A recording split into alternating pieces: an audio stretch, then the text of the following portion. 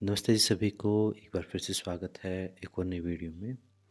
और जैसा आपको पता है हम डिस्कस कर रहे हैं शिव संहिता को। शिव संहिता को हम तृतीय पटल में हम पहुंच चुके हैं और आज से शिव संहिता के प्रैक्टिकल अभ्यास जो प्रयोग हैं जो हम जिनका हम वेट कर रहे हैं वो शुरू हो रहे हैं। तो जैसा हमने कल की वीडियो में जाना था गुरु की महिमा को, जिन्होंने पहले की वीडियो नहीं देखी तो मैंने एक प्लेलिस्ट बना दी। उस प्लेलिस्ट में अब से पहले 22 वीडियो बन चुकी हैं, तो उनको आप देखें और शुरुआत से एक भूमिका आपको समझ में आएगी। हम क्या कह रहे हैं और क्यों कर रहे हैं वो सब समझ में आएगा। ऐसे तो करने को हम अभी भी योग अभ्यास कर रहे हैं, लेकिन उसकी फाउंडेशन ना पता होने की वजह से कि हम क्यों कर रहे हैं, क्या कर रहे हैं, तो फिर हम उसको ज़्यादा दिन नहीं कर पाते और सिर्फ एक एक्सरसाइज बन के रह जाता है। तो आज शिव संहिता में भगवान शिव जो वर्णन कर रहे हैं, सबसे पहले तो वो ये कह रहे हैं कि आपको जब गुरु प्राप्त हो जाए, जब एक योग्य गुरु प्राप्त हो जाए, तो उस गुरु से अपने साधना मार्ग को अच्छी तरह से समझ लेना चाहिए और उसका फिर अपने पूरे मनोभाव के साथ उसकी प्रैक्टिस में, उसके अभ्यास में जुट जाना चाहिए। पहले ये कहा है भगवान शिव ने। उसके बाद कहा है, जो पहला जो प्रयोग बताया गया है, एक यहाँ फिर से मैं थोड़ा याद दिला देना चाहता हूँ, योग एक्सपर्ट से। आज के दिन भी हम योग अभ्यास जो सीखते हैं एक एक्सपर्ट से ही सीखना चाहिए। खुद से ट्राई या देखा देखी जैसे आजकल चलता है कि गूगल पर देख लिया, यूट्यूब पे देख लिया, छोटी मोटी चीज़ें तो आप कर सकते हैं। अगर आपका वो भी आपकी प्रारंभिक नॉलेज पहले कुछ पूर्व ज्ञान है तो। अदरवाइज आपको नहीं, ज़्यादा क्रिटिकल चीज़ें नहीं अभ्यास करनी चाहिए, वो नुकसान देती हैं बिना गुरु के। उसके बाद भगवान शिव आज हमें नाड़ी शोधन प्राणायाम के बारे में बता रहे हैं। अब इस चीज़ को आप अच्छा माने या पता नहीं क्या माने, लेकिन पहले ये चीज़ ग्रंथ से पढ़नी पड़ती थी, गुरु से सीखनी पड़ती थी। और आप अपना भाग्य देखिए और अपना इतना अच्छे समय में हम पैदा हुए हैं कि आज हर जन सामान्य के पास इस विधि का प्रयोग है। हर व्यक्ति को ये अभी जो हम प्राणायाम बताने जा रहे हैं हर व्यक्ति को पता है, लेकिन इसकी इम्पोर्टेंस यहाँ पर पता चलेगी, लेकिन आता ये हर व्यक्ति को है। तो नाड़ी शोधन के बारे में सबसे पहले, नाड़ी शोधन ही क्यों बताया है इसके बारे में मैं बताऊं। सबसे पहले क्लिंजिंग की जाती है, क्लीनिंग प्रोसेस होता है। आपके घर में अगर कोई मेहमान आता है तो आप पहले अपने घर की साफ़ सफाई करते हैं। तो इस शरीर रूपी घट की भी सबसे पहले साफ़ सफाई की जाती है और नाड़ियों की शुद्धि की जाती है, ताकि उस ब्रह्म तत्व को जानने के लिए, उस जो हायर डिवाइन को हम जानने की कोशिश कर रहे हैं, उसके हम कुछ लायक हो सके, उसके लायक हमारा शरीर उस डिविनिटी के कुछ नज़दीक जा पाए। अभी तो हम रोगी हैं, अभी तो हम वात पित्त कफ हमारा बैलेंस नहीं है, टॉक्सिन से भरे हुए हैं। अभी तो हम चाहेंगे तो भी वो ज्ञान हमारे अंदर नहीं उतर सकेगा। अगर जैसे एक उदाहरण मैं आपको दूँ, अगर भगवान आपके घर पे आके भी दरवाज़ा भी खटखटा दे तो आपको पहचान नहीं पाओगे उसको। तो अभी तो ये सिचुएशन है। तो सबसे पहले भगवान शिव बता रहे हैं नाड़ी शोधन प्राणायाम के बारे में। तो नाड़ी शोधन को करने का सबसे पहला तरीका, इसकी अगर अलग से वीडियो हो सके तो मैं वीडियो बनाऊंगा, अदरवाइज ये सबको आता है, इसको आराम से समझ सकते हैं। भगवान शिव ने कहा है कि सभी सुविधाओं से युक्त और असुविधाओं से मुक्त एक स्थान का चयन करना चाहिए। सुविधाओं से युक्त का मतलब है जो आपको उस अभ्यास को करने में मददगार चीज़ें हैं, वो उस जगह पर होनी चाहिए। आपकी जगह जिस भी रूम में आप प्रैक्टिस करें या जिस भी स्थान पर आप प्रैक्टिस करें, वो सारी चीज़ें होनी चाहिए आपको। ऐसा ना हो कि कोई ऐसी जगह ना हो जहाँ मच्छर मक्खियाँ हों, जहाँ गंदगी हो, जहाँ एकदम ठंडी हवा आ रही हो, या एकदम से ठंड में बहुत ज़्यादा ठंड हो, गर्मी में बहुत ज़्यादा गर्मी हो, ऐसी जगह ना हो। एक कंफर्टेबल जगह आप चुन लीजिए, एक ऐसा स्थान चुन लीजिए। पुराने ज़माने में एक प्रॉपर एक कुटिया बनाई जाती थी। योगी कुटिया बना के रहते थे या गुफाओं में अभ्यास करते थे। वहाँ का टेम्परेचर सम रहता, ना ज़्यादा ठंड रहती थी, ना ज़्यादा गर्मी रहती थी। लेकिन अब आपके घर में एसी हैं, पंखे हैं, हर चीज़ है। सर्दियों में भी एक हर व्यक्ति के पास अपनी कुटिया अवेलेबल है, समझ लीजिए। तो और एकांत स्थान आप अपने घर में एक बना लीजिए अब योग अभ्यास का। सबसे ज़रूरी है जहाँ असुविधाएं ना हो, सुविधाएं सारी हों। सुविधाओं का मतलब है फालतू की सुविधाओं की बात नहीं कर रहा मैं, सुविधाओं की बात कर रहा हूँ जो प्राणायाम करने में मदद हो। करें आपकी। मतलब आपके बैठने का योगा मैट हो, बैठने के लिए अगर आपको किसी कुशन की, पिल्लो की ज़रूरत है तो वो हो, या जिस भी कुछ ओढ़ने के लिए आपको चाहिए तो उसकी ज़रूरत वो हो आपके पास, और एकांत वातावरण हो, कोई डिस्टर्ब ना करे, उस प्रकार की सुविधाएं हो, और एक कंफर्टेबल टेम्परेचर हो वहाँ पर, ना ज़्यादा ठंड हो ना ज़्यादा गर्मी हो, हवादार स्थान हो, ऐसा भी ना हो कि बिल्कुल ही बंद है, कोई खिड़की दरवाजे हैं ही नहीं उसमें ढंग से, तो उसमें थोड़ा सा वेंटिलेशन भी होना चाहिए। और ऐसा भी ना हो कि बिल्कुल आप बाहर बैठ के कर रहे हैं, एकदम ठंड में बहुत ठंडी हवा लग रही है। मैंने देखा है कि एक बार आपको कई लोग थोड़ा अनाड़ी पन ऐसा करते हैं कि उनको समझ में आ गया कि खुली हवा में प्राणायाम करना, तो बस वो सर्दियों में भी बाहर बैठ के करते हैं। तो खुली इतनी ठंडी हवा में भी नहीं करना होता, एक थोड़ा सा सम वातावरण हो, सीधी हवा ना लगे, खुली जगह हो लेकिन सीधी हवा ना लगे, ऐसा ऐसा एनवायरनमेंट अपने हिसाब से, अपनी विवेक से एक जगह को तैयार कर लेना है अपने घर में, और उसी जगह पर बैठ के अभ्यास करेंगे तो ज़्यादा अच्छा रहेगा। एक हमारा मनोभाव, एक माइंड उसके साथ एसोसिएट हो जाता है। एक ही योगा मैट पर, एक ही आसन पर, एक ही जगह पर जब आप बैठ के करते हैं अभ्यास, तो जल्दी सिद्ध होता है। रोज़ जगह बदलेंगे तो वो जगह भी चार्ज हो जाती है एनर्जी से। एक ही जगह पे जब आप साधना करते हैं तो ज़्यादा अच्छा रहता है। तो एक अपना एक कॉर्नर, एक योग अभ्यास का कॉर्नर अपने घर में बना लीजिए। उसके बाद कहा है कि एक ऐसी जगह पर, एक कंफर्टेबल जगह पर जहाँ एकांत हो, शांति हो, वेंटिलेशन हो और कंफर्टेबल टेम्परेचर हो, उस जगह पर एक योगी को अपनी कमर सीधी करके पद्मासन में बैठ जाना चाहिए। पद्मासन है लेग क्रॉस करना, एक पैर के ऊपर दूसरा पैर चढ़ा के जो हम आसन करते हैं, लोटस पोज जिसको बोलते हैं, उस आसन में बैठ जाना चाहिए। और कमर सीधी करके, मतलब कमर को सीधी बिल्कुल तान लेना है। तानना मतलब अकड़ना नहीं है, कंफर्टेबल लेकिन सीधी। एक पद्मासन को करने की आप कोई वीडियो भी देख सकते हैं, विधि भी देख सकते हैं, और मैं भी अपनी क्लासेस में बताता हूँ, तो आपको पता होगा। बैक स्ट्रेट करके बैठनी है, कमर सीधी करके बैठनी है। और आज के युग में अगर आप अभ्यास कर रहे हैं तो ज़रूरी नहीं कि आपसे पद्मासन हो पाएगा, क्योंकि आजकल लाइफस्टाइल ऐसा है, स्टिफनेस इतनी ज़्यादा है। तो आप किसी भी आसन का चुनाव करें, आप सुखासन का चुनाव कर लें, आप सिद्धासन का चुनाव कर लें, या सिंपल लेग क्रॉस करके आप बैठ जाएं। लेकिन अगर आप ज़मीन पे भी ना बैठ सकें, आप बेड पर बैठ जाएं, आप सोफे पर, चेयर पर बैठ जाएं, लेकिन कमर आपकी सीधी हो। देश काल परिस्थितियों के हिसाब से थोड़ा चेंज होता रहता है। अभी हमारे शरीर ऐसे नहीं कि पद्मासन लगा लें। 90% लोग नहीं लगा पाएंगे पद्मासन, और लगा भी लिया तो इंजरी हो जाएगी उनको, कितनी देर बैठेंगे। तो उसको पहले सीखना चाहिए, या फिर किसी और आसन का चुनाव करना चाहिए, और ज़मीन से हिप्स को थोड़ा सा ऊपर करके कोई 1-2 तकिया नीचे लगा लीजिए, या प्रॉपर योगा मेडिटेशन के पिल्लो या ब्लॉक आते हैं उनके ऊपर आप बैठ के कंफर्टेबल होके, कमर सीधी हो जाए आपकी, उस आसन का अभ्यास करके सीधे होके बैठना चाहिए। सबसे पहला स्टेप जो है वो ये है। उसके बाद कहा है, उसके बाद दोनों हाथों को प्रार्थना मुद्रा में जोड़ लेना है। जैसे हम नमस्कार करते हैं, प्रार्थना करते हैं, प्रणाम करते हैं, उस मुद्रा में दोनों हाथों को जोड़ लेना है। और उसके बाद अपने गुरु को प्रणाम करना चाहिए। अब यहाँ पर अब जो क्लासेस चल रही हैं वो योगा क्लासेस हैं, वो योग का अभ्यास नहीं है, वो योग की साधना नहीं है। वहाँ सिर्फ फिजिकल लेवल या फिर थोड़ा सा मेंटल, उसके लिए अभ्यास किया जा रहा है, वो बीमारियों के लिए अभ्यास किया जा रहा है, वो ब्रह्म प्राप्ति के लिए नहीं किया जा रहा है। तो जब हमारा उद्देश्य इतना बड़ा है, अपनी शरीर की शुद्धि करना चाहते हैं, अपनी नाड़ियों की शुद्धि करना चाहते हैं, तो भगवान शिव ने कहा है सबसे पहले कमर सीधी करके पद्मासन में बैठें, अपने हाथ जोड़ के प्रार्थना करें, अपने गुरु को याद करें। गुरु याद करने के लिए आप किसी मंत्र का उपयोग कर सकते हैं, अपने गुरु तत्व को, गुरु शक्ति को, या सिंपल ही भगवान शिव को ही गुरु मान के उनको याद करें, क्योंकि उनसे ही ये पूरा ज्ञान विज्ञान हम तक पहुंच पाया है। भगवान शिव से ही योग की उत्पत्ति हुई है।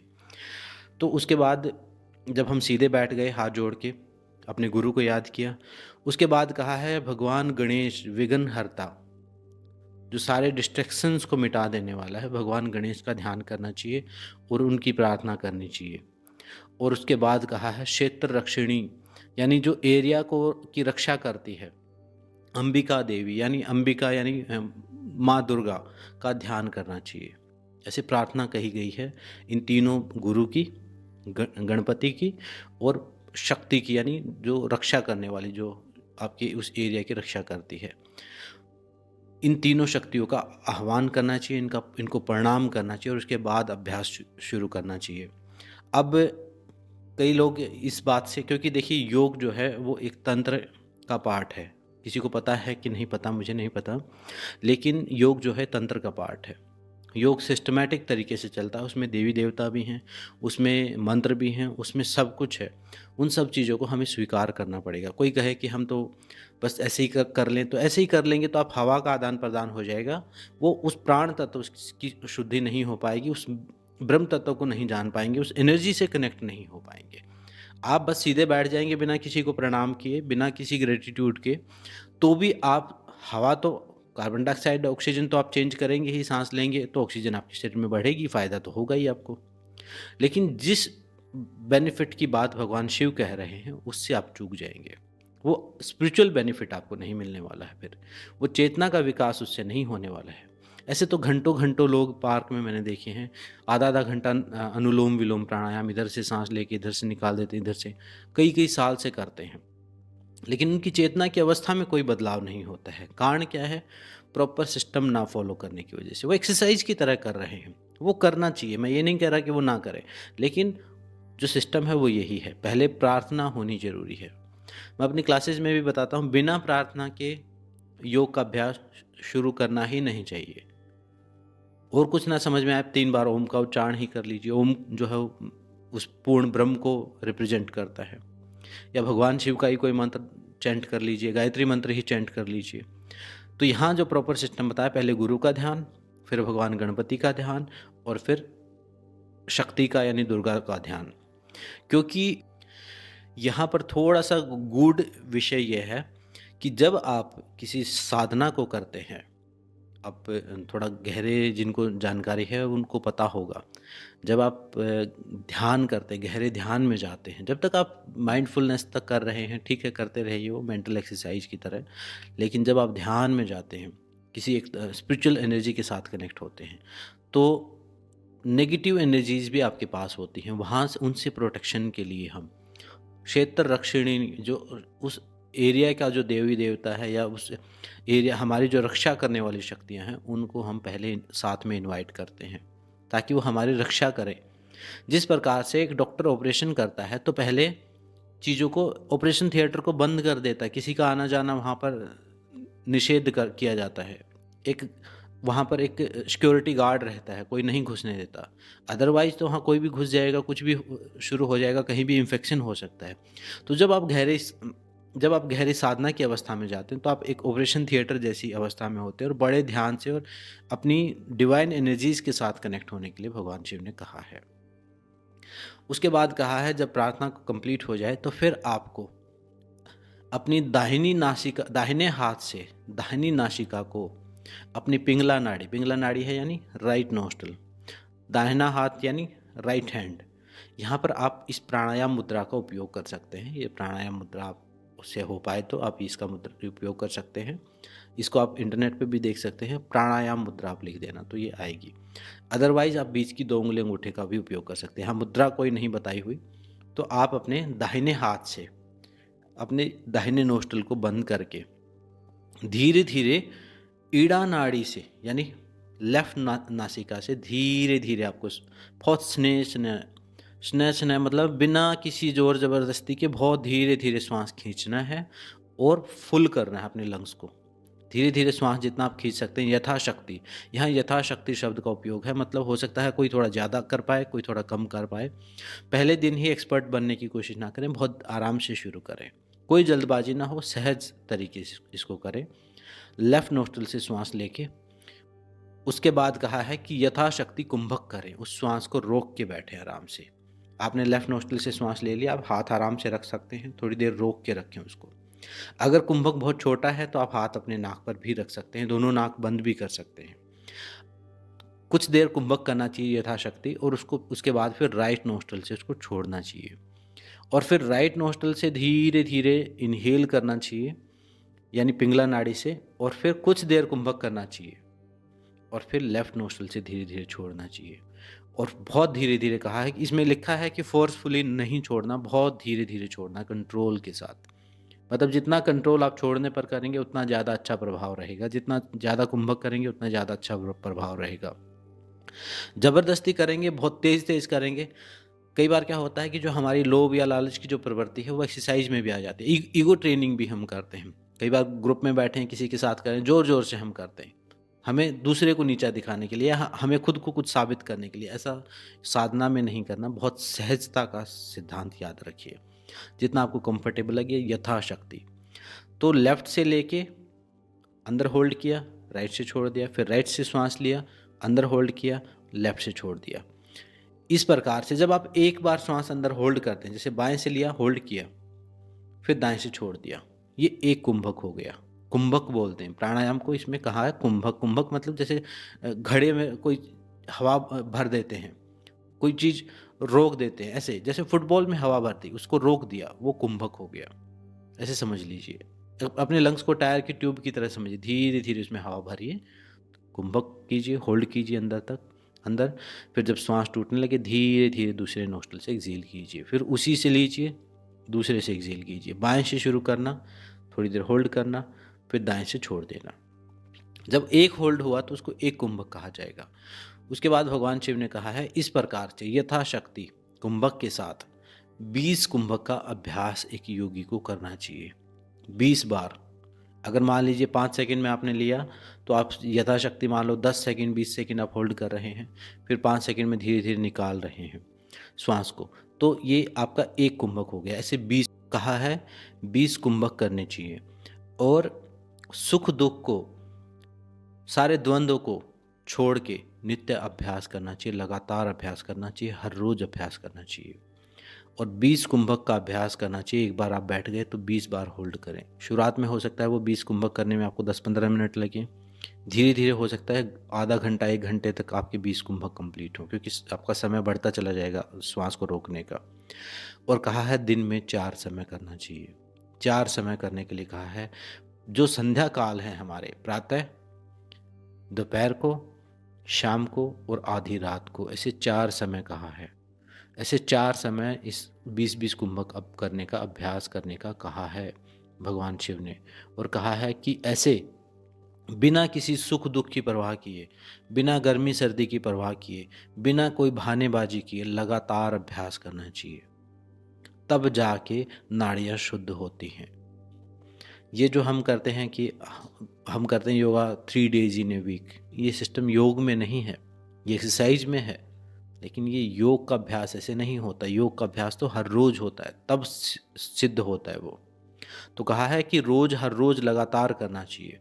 और 2 महीने तक जब एक योगी इस प्रोसेस को फॉलो करता है, तो उसकी नाड़ियाँ अवश्य ही शुद्ध हो जाती हैं, प्योर हो जाती हैं सारी नस नाड़ियाँ, और योगी आरंभ अवस्था को प्राप्त करता है।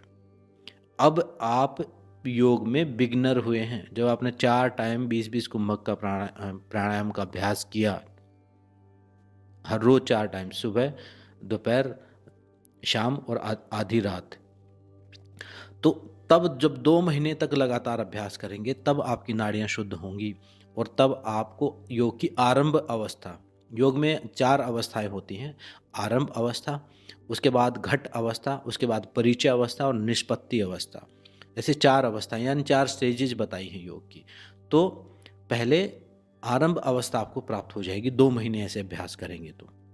और इसमें कहा है भगवान शिव ने, जो आरंभ अवस्था का मतलब समझ लीजिए, आप बिगनर हो जाएंगे योग में। अभी तो आप जीरो हैं, ऐसे करने के बाद बिगनर हो जाएंगे। और है कि इससे क्या होगा कि शरीर के सारे दुख, दर्द, परेशानियां, तकलीफ सब समाप्त हो जाएंगी। शरीर में जितनी बीमारियां हैं आपकी सारी ठीक हो जाएंगी, आपकी नाड़ियां पूरी तरीके से शुद्ध हो जाएंगी। कहा है कि शरीर से, पसीने से खुशबू आनी शुरू हो जाएगी। इसको आप समझ लीजिए कितना प्योर हो जाएगा आपका शरीर। आपके शरीर में से स्मेल आनी, जो गुड, जो अच्छी स्मेल है वो आनी शुरू हो जाएगी। अगर आप 2 महीने इस नाड़ी शोधन का अभ्यास करते हैं तो वाणी में मधुरता आ जाएगी, शरीर में ओज और तेज अलग से ही दिखेगा। अगर 2 महीने कोई इस नाड़ी शोधन प्राणायाम का अभ्यास कर लेता है इस विधि से 20 बार, दिन में 4 बार।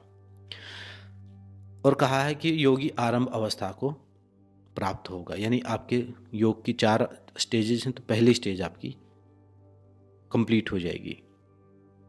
और इसमें जो बताया है, अभी जो बताया गया है, इसके अंदर सारी बीमारियां आ चुकी हैं आपकी।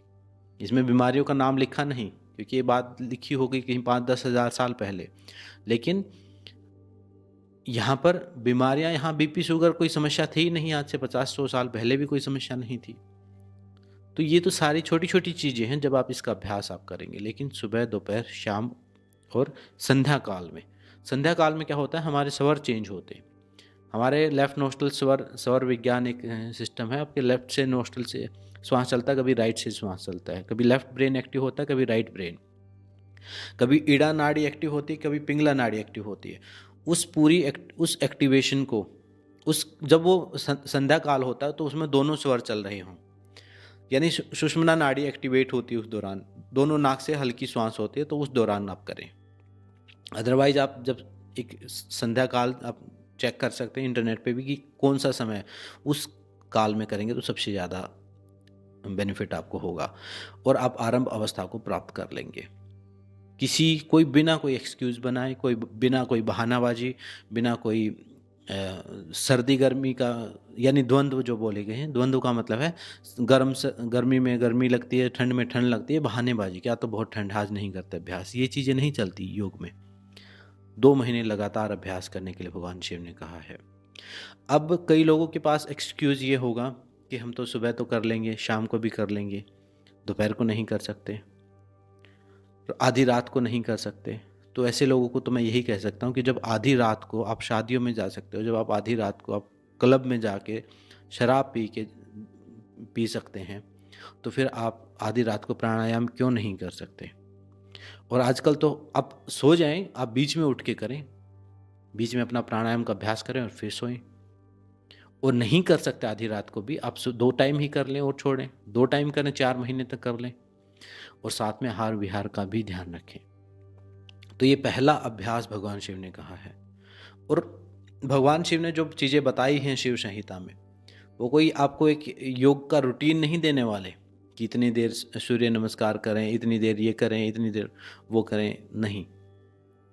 ये तो एक ही एटम बॉम्ब चीज़ बता दी है आपको। अगर आप ऐसे कुंभक के साथ करेंगे, अगर आप कुंभक लगाने में समर्थ नहीं हैं, तो फिर आप पहले अनुलोम विलोम से शुरू करें, पहले थोड़ा सा इसको सीख लें कुछ दिन बिना होल्ड किए। अगर high BP, high blood pressure है तो इसका अभ्यास ना करें, फिर किसी एक्सपर्ट की सलाह, जो ठीक ठाक नहीं है, बीमार हैं, वो तो एक्सपर्ट की देख रेख में ही इसका अभ्यास करें। क्योंकि पता चले कुंभक लगा और आपका बीपी आपको पहले ही है, हार्ट प्रॉब्लम है, तो वो नहीं करना, वो कॉमन सेंस उसमें लगाना। जितने भी अभ्यास आएंगे, अगर आप बीमार हैं तो आपके लिए नहीं है, आप पहले अपने आप को ठीक करो थोड़ा सा, फिर आपको अभ्यास करना है। तो ये नाड़ी शोधन एकदम एक ही चीज़ बता दी कि सीधी एक ही अभ्यास है, इसी को साध लो और दिन में 4 बार अभ्यास करना चाहिए और 20-20 कुंभक करके करना चाहिए। तो आपकी नाड़ियाँ अवश्य शुद्ध हो जाएंगी, सारी बीमारियाँ ठीक हो जाएंगी और एक कांति होगी, मधुर आवाज़ होगी और शरीर में से खुशबू आनी शुरू हो जाएगी। तो ये हमारा पहला अभ्यास भगवान शिव ने बताया है। और आशा और उम्मीद ये है कि इस अभ्यास को आप, अगर आपको समझ में आ गया हो, तो आज से ही शुरू कर दें, आज से ही शुरू कर दें। एकदम खाने के बाद नहीं करना, खाली पेट रखना, ऐसे समय पर करो 2-3 घंटे का गैप हो खाने के। डिनर किया है तो लेट नाइट करें और खाने से, इवनिंग में खाने से, डिनर से पहले कर लें, सुबह उठते ही कर लें, सुबह फ्रेश वगैरह होके, और आफ्टरनून में भी लंच से पहले कर लें। तो इस प्रकार इस अभ्यास को करें। शुरुआत में 20 कुंभक ना हो पाए, जितना भी हो पाए, एक कदम तो आप बढ़ाना शुरू करें। और अनुलोम विलोम, जो कि इसका बहुत लाइट वर्जन है, उसी से इतने बेनिफिट हो जाते हैं, इतनी बीमारियां ठीक हो जाती है। और जब आप कुंभक लगाएंगे और जब आपके लेफ्ट राइट ब्रेन और आपकी ईड़ा पिंगला नाड़ी और आपकी अंदर के सूर्य चंद्र जब संतुलित होंगे, तो डिवाइन फॉर्म में आपका शरीर चला जाएगा। और ये जो छोटी छोटी बीमारियों के लिए हम दुखी रहते हैं, ये तो कोई समस्या ही नहीं होगी। आप इस प्राणायाम का अभ्यास शुरू कीजिए। और ये तो मैं आगे जितने अभ्यास आने वाले हैं उनका मैं नहीं कहता कि आप करें, लेकिन ये अभ्यास तो हर व्यक्ति को करना चाहिए। एटलीस्ट इस तक पहुंचने के लिए तो आपको किसी की ज़रूरत है नहीं। ये तो एक 2 दिन का आपका प्रयास होगा तो आप कर पाएंगे। उसको एक साधना की तरह लीजिए और अपने कैलेंडर में निशान लगा के 2 महीने कर लीजिए। तो आपका जीवन एक अलग ही स्तर पे चला जाएगा। तो आज की इस वीडियो में भगवान शिव ने नाड़ी शोधन प्राणायाम के बारे में बताया। इससे रिलेटेड कोई भी डाउट हो, कोई भी संशय हो तो आप पूछें। इसमें जो पिक्चर वगैरह होंगी वो मुद्रा की या वो मैं इसमें वीडियो में ऐड कर दूंगा। तो आज की वीडियो में इतना ही। मेरी बातों को ध्यान से सुना उसके लिए धन्यवाद। सबको नमस्ते। ओम शांति शांति।